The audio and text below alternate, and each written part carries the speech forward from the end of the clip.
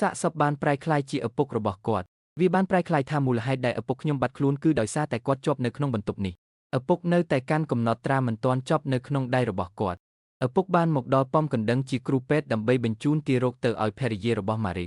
តើអ្នកណាដឹងថាគាត់បានផ្ដល់កំណើតដល់កូនភ្លោះដែលមានបញ្ហាមួយគូពួកគេមើលទៅនៅតែស្លាប់ពួកគេមិនត្រឹមតែមានជីវិតប៉ុណ្ណោះទេហើយខំដៃស្ដាំរបស់ឪពុក Jennifer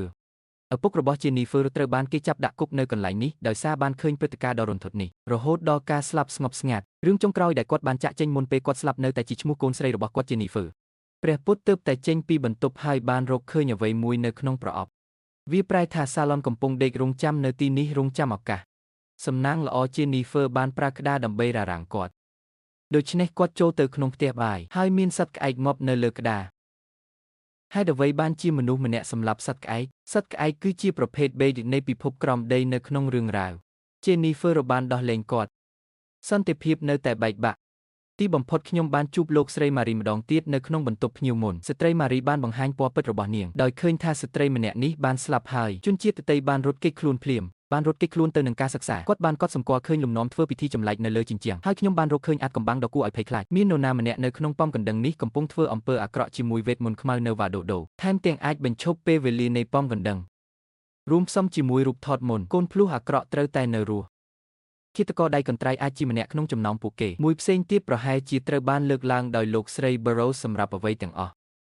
ដូច្នេះ Jennifer បានរកឃើញបន្ទប់សម្ងាត់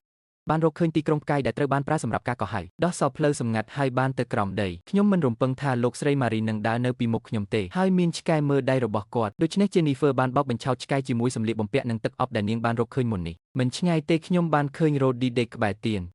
ដើម្បីបញ្ឈប់ការខុបខិតរបស់ក្រុមគ្រួសារ Barrow គាត់កាន់តែជ្រៅជួបកូនភ្លោះផ្សេងទៀតប្រកាសណាស់វាមានពណ៌ស្នឹងខ្លាញ់សិស្សអ្នកនិពន្ធកុមារញ៉ាំច្រើនតើអ្នកណាដឹងថាបុរសនេះអាចបិទបែនបានមើលទៅដូចនេះខ្ញុំនៅតែចង់ដេញតាមក្មេងស្រី Jennifer បានសងប្រាក់គាត់វិញដោយផ្ទាល់បន្ទាប់មក Panday រញ្ជួយ Jennifer បានយកជណ្ដើរយន្តទៅកន្លែងថ្មី Shamor ដែលជាកូនភ្លោះកំពុងបង្កើតរោគម្ដងទៀតគាត់បានដេញ Jennifer គ្រប់ទីទៅនឹងប្រអប់លេខនៃប៉មកណ្ដឹងអ្នកកំ pl ែងម្នាក់ឈ្មោះ Laura ត្រូវបានគេរកឃើញនៅទីនេះដូចជាឃាតករហៀបនឹងទទួលជោគជ័យកាន់កាប់ព្រះពុទ្ធបើកនាឡិកាឈប់ខ្ញុំមិននឹកស្មានថាឃាតករកាន់ក្បាលហើយស្រែកទេប្រហែលជាពេលវេលាបានផ្ដល់ចម្លើយដល់គាត់បានធ្លាក់ចូលក្នុងគម្លាតនៃប្រអប់លេខទន្ទឹមនឹងនេះ Lady Marie ក៏ចេញពីភាពងឹតដែរនៅពេលដែលស្ថានភាពបានផុតពីដៃហើយនៅក្នុងហ្វូងសត្វក្អែករុញ Marie ចេញពីវេទិកា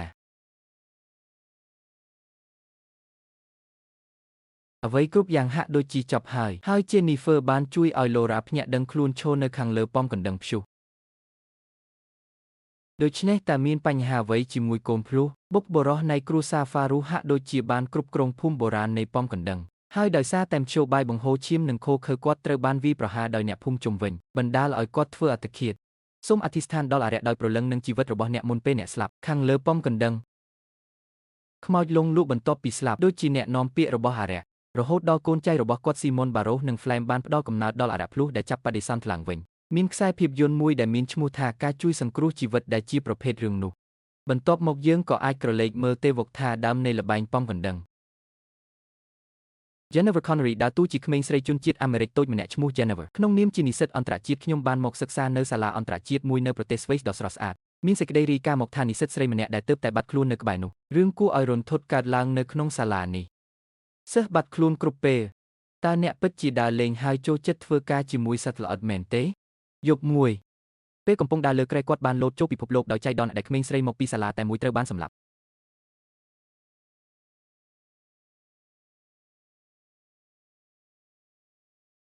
ដូច្នេះវាត្រូវបានគេសង្ស័យនិងបដិសេធដោយមនុស្សគ្រប់គ្នាមិនយូរប៉ុន្មានមិត្តរួមបន្ទប់របស់គាត់ក៏ត្រូវបានគេធ្វើឃាតដែរអ្វី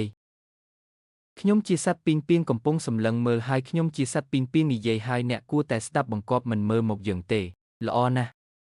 យើងថ្វាយបង្គំអ្នកយើងគោរពអ្នកយើងគោរពអ្នកយើងគោរពអ្នកយើងគោរពអ្នកខ្ញុំស្រឡាញ់អ្នកទាំងអស់គ្នា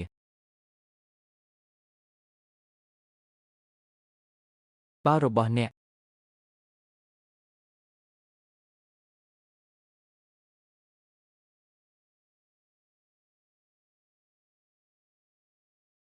ហើយដូចម្ដេចគាត់បានរកឃើញផ្ទះរបស់បណ្ឌិតនៅក្នុង entomology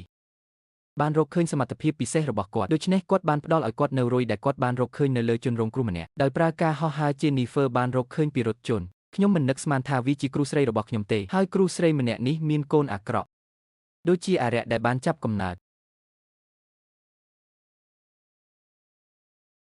នៅទីបំផុត Jennifer បានប្រើសមត្ថភាពរបស់នាងក្នុងការគ្រប់គ្រងសត្វល្អិតដើម្បីកម្ចាត់គ្រូស្រីនិងកុមារជាមួយនឹងការចាប់កំណើតរបស់អារក្សការរត់គេចដោយជោគជ័យទំនាក់ទំនងរវាងហ្គេមនិងខ្សែភាពយន្តតែងតែដូចជាមិត្តភក្តិជិតស្និទ្ធដែលមិនច្បាស់ប៉ុន្តែមិនប្រកាសពីអារម្មណ៍របស់ពួកគេនៅក្នុងកម្មវិធីនាពេលអនាគតខ្ញុំនឹងពន្យល់បន្ថែមទៀតអំពីភាពទាក់ទាញនៃហ្គេមដែលជាសិល្បៈទី9